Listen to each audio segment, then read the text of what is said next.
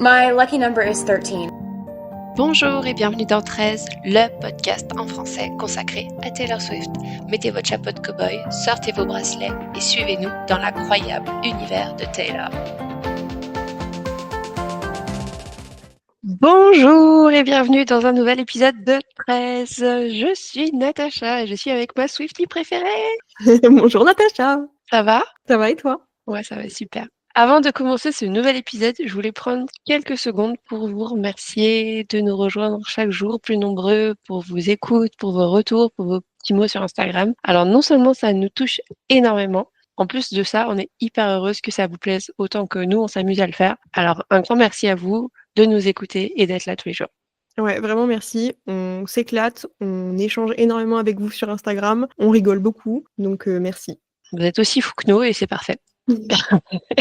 Aujourd'hui, on va faire un petit épisode spécial où on va essayer de traverser avec une notion plein de chansons de Taylor Swift et essayer de relier un petit peu tout ça. On va parler un petit peu de littérature parce que nous avons avec nous quelqu'un qui adore la littérature. C'est moi.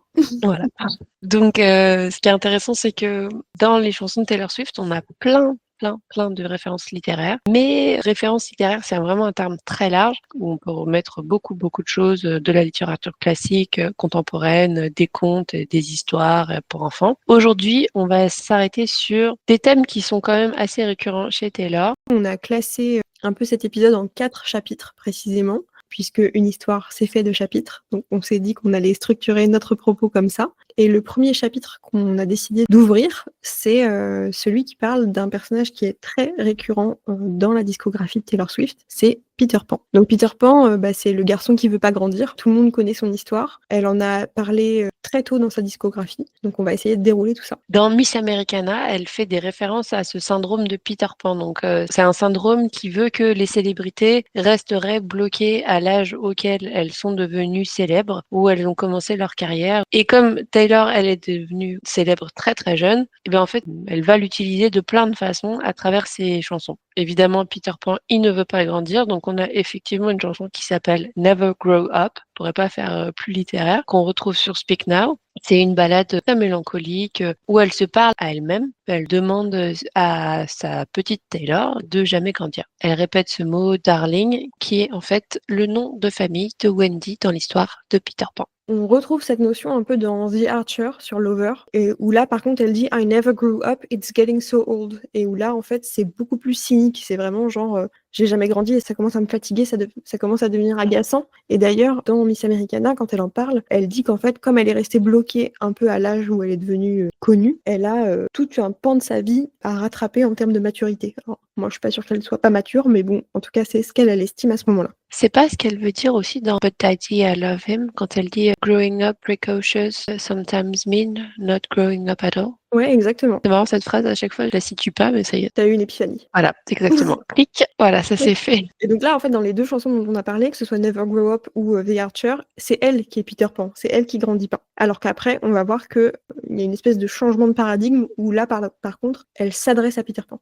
Alors Peter Pan, au départ, c'est censé être un personnage imaginaire, comme elle nous l'avait vendu quand elle a sorti Folklore. Donc Folklore, c'est vraiment un petit condensé de contes et de légendes dans plein de chansons. Précisément dans cette chanson qui est Cardigan, elle nous parle de changer la fin pour pas que Peter Pan perde Wendy. Dans ce triangle amoureux entre James, Betty et August. James aurait perdu Betty parce qu'il ne voulait pas grandir, il ne voulait pas être un homme, accepter ses sentiments et ne pas être la personne qu'il voulait qu'elle soit. Ouais, et c'est intéressant d'ailleurs parce qu'elle dit « Try to change the ending, Peter losing Wendy », comme si la fin dont elle parle, c'est Peter qui perd Wendy, et c'est ça qu'elle essaye d'obtenir. Alors qu'en fait, non, c'est ça qu'elle essaie de changer, puisque dans l'histoire, Peter perd Wendy, dans les contes. C'est surprenant parce qu'en fait, cette chanson, elle nous l'avait vendue comme étant un triangle amoureux, et après, avec l'historique, fait le retour sur Cardigan, qui en fait n'était pas du tout de ce triangle amoureux, en tout cas pas celui-là qui était fictif. On se rend compte qu'en fait, Peter, à qui elle s'adresse dans cette chanson, mais aussi dans les chansons qui vont suivre, c'est pas du tout un personnage fictif, c'est une vraie personne, c'est la muse pour cette chanson et pour tout l'album de Itty Pitty, qui est Matty Healy. Elle s'adresse à lui, elle lui demandait de changer la fin de leurs histoires, mais qui pour l'instant n'existe pas. Oui, puisque officiellement ils n'étaient pas ensemble, etc. Donc c'est vrai que et c'est pour ça qu'elle nous l'a vendu, sous couvert d'une histoire, fictive. En fait, c'est bien plus complexe. Mmh. D'ailleurs, on s'en est rendu compte, avec Titi Pidi, où là, on a la chanson qui s'appelle Peter, qui est une chanson que j'adore, vraiment, moi je la trouve géniale cette chanson. Et où là, elle s'adresse à lui, de manière bien plus explicite, où là, on comprend que c'est pas un personnage fictif qu'elle s'adresse. Alors certes, elle l'a nommé Peter, alors qu'il y a pas vraiment de Peter dans sa vie, mais on comprend bien qu'elle s'adresse à une vraie personne. Néanmoins, ce que je trouve intéressant, c'est qu'en fait, dans le refrain, elle dit à chaque fois 3 fois: «You said you were gonna grow up, you were gonna come find me». Et en fait, dans l'histoire, de Peter Pan, il y a 3 femmes que Peter Pan déçoit. D'abord Wendy, ça c'est ce qu'on connaît tous avec la partie un peu Disney de Peter Pan, mais en fait dans l'histoire, il y a Wendy et puis en fait une fois que Wendy a grandi, Peter Pan il vient chercher sa fille, Jane, et une fois que Jane a grandi, il vient chercher Margaret, la fille de Jane.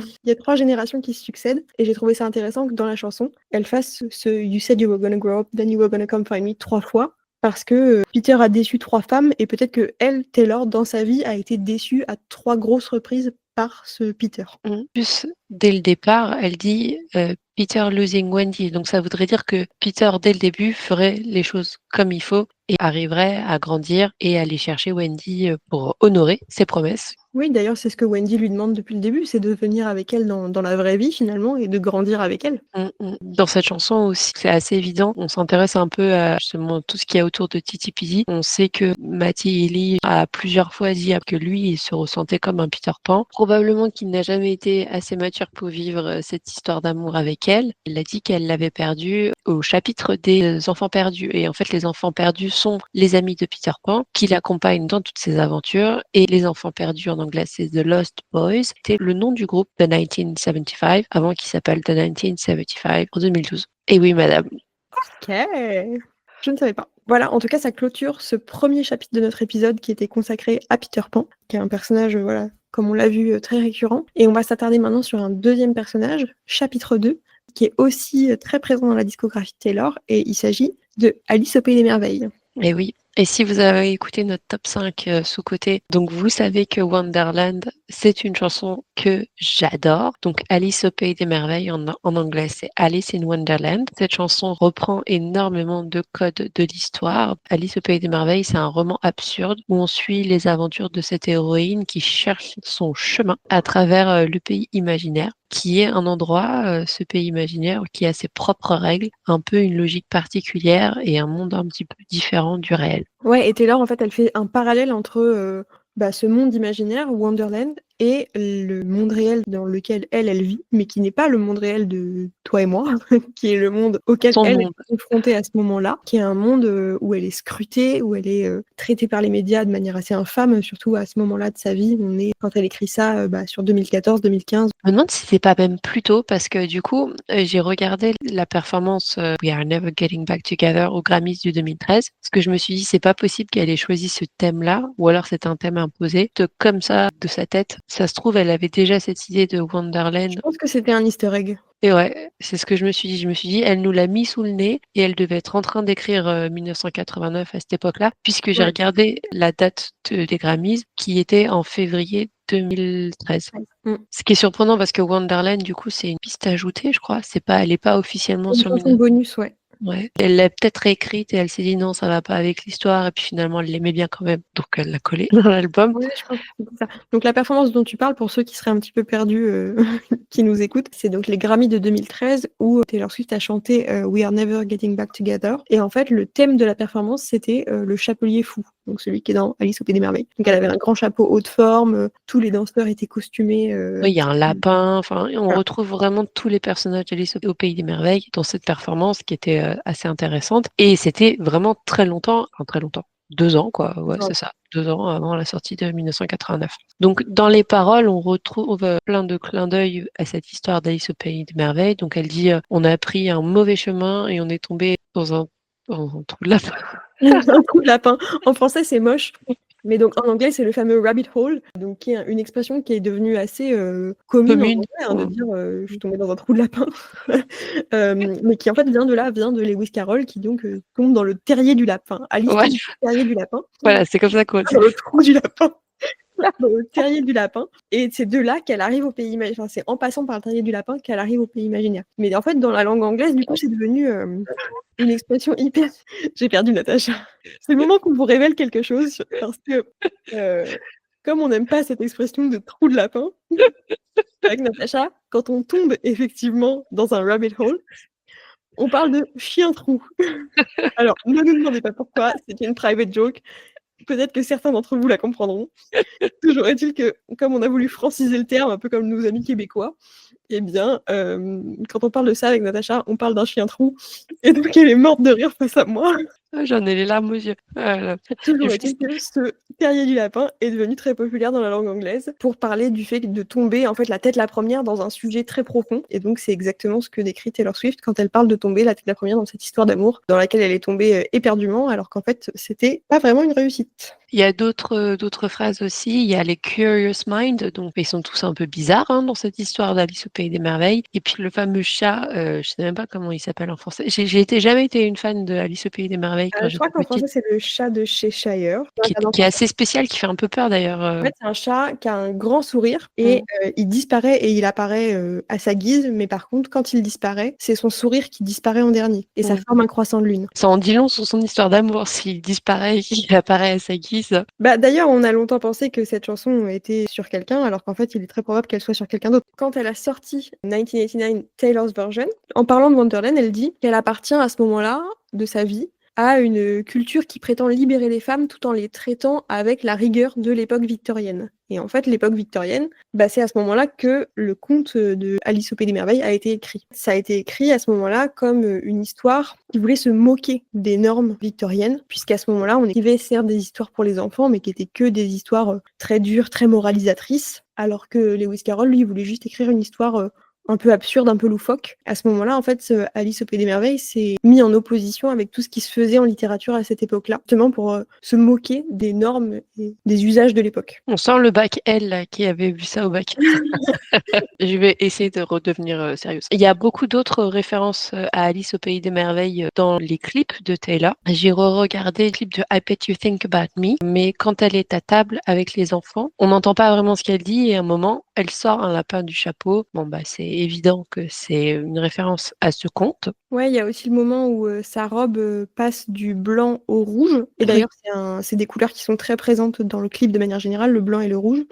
Donc, et qui vont faire un écho à l'opposition qu'il y a dans Alice au Pays des Merveilles entre la Reine Blanche et la Reine de Cœur. Tout à fait. Dans Anti-Hero aussi, plus récemment, on retrouve cette idée que Alice, à un moment, elle rentre dans une pièce, elle est très grande et eux sont tout petits, et à l'inverse, à un moment, elle est toute petite, je crois, et elle arrive dans une pièce où tout est immense. Taylor, à un moment, elle rentre dans une pièce où des gens dînent et elle est énorme, démesurée par rapport aux autres. Du coup, tout le monde la regarde comme étant un monstre, et c'est ce qui fait écho aussi à la parole Monster on the Hill, comme si elle était un monstre par rapport aux autres. Et encore plus récemment, dans Evermore, elle reparle de ce fameux rabbit hole, le fameux terrier du lapin, donc, non pas le trou du lapin, quand elle est dans la chanson Long Story Short. Excellente chanson. Oui, on sait que tu l'aimes, Natacha. On sait que Evermore est ton album préféré. Oui. On n'a pas dit dans cet épisode que Reputation, c'était ton album préféré. Ça va venir. Parce que justement, dans Long Story Short, elle dit qu'elle tombe du piédestal directement dans le terrier du lapin. Et en fait, c'est une référence à cette époque de sa vie où elle est tombée du piédestal sur lequel elle était à l'époque de 1989 et de sa chute brutale provoquée par Kanye West, on en a parlé, vers Reputation, qui est le meilleur album. Voilà. On va en profiter pour tourner la page et passer au chapitre 3. Un chapitre sur une histoire dont on parle énormément, qui est l'histoire du Magicien d'Oz, parce qu'en ce moment, il y a Wicked qui est sorti au cinéma, qui est une histoire dérivée du Magicien d'Oz. C'est une œuvre en référence chez Taylor assez tard, en tout cas dans les albums plus récents, autant dans les références visuelles que dans les paroles. On a retrouvé les premiers indices sur l'era Lover en 2019, notamment dans le clip de Me, où il y a beaucoup de références au film. Ouais, il y a plein de scènes dans le clip de Me où ça fait vraiment écho au film Le Magicien d'Oz, notamment la scène où il y a toute une armée qui est habillée en rose dans le clip de Me et où elle et le chanteur de Panic! At the Disco, dont le nom m'échappe tout de suite. Brendan. Voilà, qui sont eux habillés en vert. On retrouve vraiment cette scène-là dans Le Magicien d'Oz, et avec ce grand bâtiment au fond, cette grande ville qui fait clairement écho à la Cité d'Émeraude. Et effectivement, oui, non, Cité d'Émeraude, qui est aussi le surnom de la ville de Vancouver, où tout le monde a clowné pour une annonce de Taylor pour la fin de sa tournée, et pour une date où il ne s'est absolument rien passé de spécial, à part que c'était la fin. ouais, bah d'ailleurs, en fait, c'est vrai que je sais pas si c'est la sortie de Wicked ou autre chose, mais c'est vrai que ces derniers temps, il y a eu énormément de théories de fans liées au Magicien d'Oz, qui faisaient des parallèles entre Taylor Swift et le Magicien d'Oz, et qui du coup, de là, sortaient des potentielles dates de sortie de Reputation Taylor's Version. Bon, évidemment, pour l'instant, tout est faux. Toujours rien. Toujours rien. Mais il y a eu ces derniers temps énormément de théories. On en avait fait circuler quelques-unes sur Instagram. Mais je sais pas si c'est la sortie du film qui a provoqué ça ou pas, mais en tout cas, il y a eu un gros focus sur cette histoire-là depuis quelques temps. Toujours est-il que donc effectivement, les premières influences de ça, on les voit dans Lover. Ensuite, ça s'est accentué au moment de l'era Midnight, puisque le clip de Karma, pour le coup, il est truffé de références au Magicien d'Oz. On la voit déguisée d'ailleurs, Dorothy, Ouais, quand elle exactement. balaie avec ses petits sabots comme ça sur ce chemin. Ça peut pas être plus visuel que ça. Ouais, exactement. On pense aussi dans Evermore à la chanson Dorothea, qui est ton seul skip de cet album, mais bon, bah, Ouais. il fallait qu'on en parle quand même. Personne n'avait trouvé. Je suis désolée, c'est mon seul skip sur Evermore. Je l'aime bien, mais si je l'écoute dans ma voiture, je la passe. Et bien, toujours est-il qu'il y a de grandes chances que Dorothea soit un clin d'œil au personnage de Dorothy dans Le Magicien d'Oz. D'autant qu'il y a de grosses rumeurs disant que cette chanson, elle parle de Selena Gomez, qui est une très grande amie de Taylor Swift. Il n'y a rien de prouvé, mais en tout cas, c'est peut-être une grille de lecture. Et Selena Gomez, elle a déjà dit que Le Magicien d'Oz, c'était son film préféré. Donc, en tout cas, il peut y avoir un petit lien ici, mais encore une fois, on est sûr de rien. Ok. Sur le dernier album TTPD, quand elle dit I chose this cyclone with you, ça fait écho évidemment au premier chapitre du Magicien d'Oz où on voit ce cyclone qui arrive. Et d'ailleurs, c'est assez pour moi évident parce que quand tu regardes certaines scènes de Titi Pidi, notamment dans la performance qu'elle fait en live pendant les restos, tu sais, quand elle chante The Smallest Man Who Ever Lived, elle est devant une espèce de fanfare Ouais. qui n'est pas sans rappeler la fanfare qu'il y a dans le clip de Me, justement. Sauf que Ah, dans le clip de d'accord. Me, tout est en couleur, tout est pastel, tout est pop, tout est coloré. Ah oui. Alors que dans Titi Pidi, Oh tout là est là. en noir et blanc. Et donc, en fait, c'est comme si on avait drainé toutes les couleurs de Lover. Et elle a plus de couleurs, Taylor Swift. Et d'ailleurs, c'est pour ça qu'après, elle redit dans une de ses chansons I'm just getting color back into my face, parce qu'en fait, toutes les couleurs avaient été drainées d'elle et elle était en noir et blanc. C'est incroyable, j'ai fait des liens dans ma tête entre plein de choses que je suis en train de creuser de mon côté. Parce que moi aussi, je suis tombée dans un chien tout récemment sur Titipidi et j'ai pas encore partagé toutes mes conclusions à Honorine. Je viens de faire un lien là. Oh, magnifique. Je suis obligée de vous le teaser comme ça. Vous avez juste à me croire sur parole. On te croit sur parole, Natacha, et on enchaîne avec le chapitre 4 de notre épisode, qui est un chapitre un peu plus fourre-tout, j'ai envie de dire, pour être très honnête avec nos auditeurs, mais parce que c'est pas un chapitre qui se concentre sur un personnage en particulier, mais un chapitre qui se concentre sur une thématique qu'on retrouve beaucoup chez Taylor Swift, qui est le conte de fées de manière générale. Les contes de fées, nous on adore. Les albums contes de fées, on pense tout de suite dans Fearless. On a du doré, de la paillette, des histoires de princesses. On réécrit l'histoire de Roméo et Juliette avec une fin heureuse, avec des preux chevaliers qui arrivent sur leur cheval blanc sauver les princesses. Bon bah Fearless, c'est vraiment l'analogie de l'amour interdit, des premiers baisers, mais aussi des premiers chagrins, des premiers cœurs brisés. Allez-y, vous ne serez pas déçus. Ouais, c'est vraiment l'era conte de fées Fearless. Et aussi Speak Now, je trouve, même si conte de fées version un peu plus gothique, peut-être on est moins dans Cendrillon et plus dans La Belle et la Bête, tu vois. Avec des chansons comme Enchanted, Long Live, avec des dragons, avec voilà, il y a une chanson qui s'appelle Superman. Alors Superman n'est pas un conte de fées, mais ça reste de l'imaginaire. Et puis on a Castle Scrambling qui fait écho à Long Live. Tout ça, toutes ces thématiques de châteaux, de dragons, de princesses, de chevaliers qui se battent avec des épées, tout ça, c'est très présent dans ces deux albums-là. C'est une esthétique qu'on va retrouver quand Taylor va sortir le clip de Bejeweled, où elle va reprendre vraiment toute cette esthétique un petit peu conte de fées, de Cendrillon, des dragons, des châteaux, etc. Puisque à la fin, on la voit qui a récupéré le château et on voit les dragons qui tournent autour. C'était vraiment, je pense, qui avait plus de sens pour teaser l'arrivée de Speak Now, Taylor's Version. Après, les contes de fées, c'est terminé. On arrive dans Red, qui est un album un peu plus dur quand même. Ensuite, on enchaîne avec 1989. On a une version un peu plus édulcorée, psychédélique des contes de fées. On va pas trop parler de Reputation, même s'il y a plein de références à la littérature dans ces textes. On pense à The Great Gatsby ou Shakespeare, mais on va passer aux albums un peu plus récents. Alors Lover, on en a parlé tout à l'heure à plusieurs reprises. Ensuite, on a Folklore, où là, il y a une tonne de références, que ce soit contes de fées ou autres. Et là, je pense qu'il faudrait presque consacrer un épisode à toutes les références qu'il y a dans Folklore, parce que c'est vraiment très très riche. On a un peu parlé de Cardigan, mais vraiment, ça fait que gratter la surface. Il y a aussi beaucoup de références à la poésie dans Folklore, alors que Evermore a plus des références littérature classique, justement. Même si on a un petit peu parlé de Long Story Short, où elle reparle un petit peu d'Alice au Pays des Merveilles. Midnight, pareil, on a des références un peu plus gothiques. Pareil, il y a énormément de références dans cet album, faudrait aussi y passer plus de temps. Un exemple? Qu'est-ce que je peux te trouver comme tu veux quoi, des références gothiques? Bah si, tu vois, on a par exemple dans Maroon, on a une référence à la lettre écarlate. Donc ça, c'est un peu, je dis un peu plus gothique. C'est pas de la littérature gothique, mais tu vois, on a plus ce côté sombre, on va dire. Est-ce on a que pour les gens qui n'y connaissent que la littérature, tu peux me dire ce qu'est la lettre écarlate? Donc, La lettre écarlate, c'est un roman qui date de 1850, qui est un roman américain. Et en fait, il y a plein de références à la lettre écarlate dans la discographie de Taylor. Donc, je pense que quand on fera un épisode sur les références littéraires, plutôt littérature classique, on en parlera longuement parce que c'est vraiment quelque chose qui est très présent chez Taylor Swift. Et enfin, sur le dernier album qui est Titty Pitty, on arrive encore à un autre niveau de référence bien compliqué. Je pense qu'il nous faudra plein d'épisodes pour décortiquer l'ampleur de la poésie de cet album, et autant dans la poésie et au sens que dans la portée qu'il peut avoir encore aujourd'hui quand on réécoute les œuvres de Taylor. Vraiment, cet album, plus on l'écoute et plus ça vient débloquer des nouvelles choses chez nous. Et moi,